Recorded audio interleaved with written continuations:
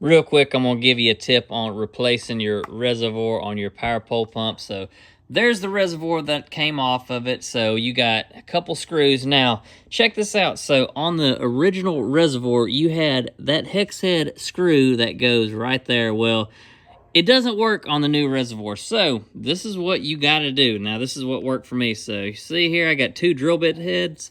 So you're not fitting a screwdriver right back in there, and you're not gonna get this drill bit head back in there. But what I did, I got my Dremel, cut that sucker basically in half.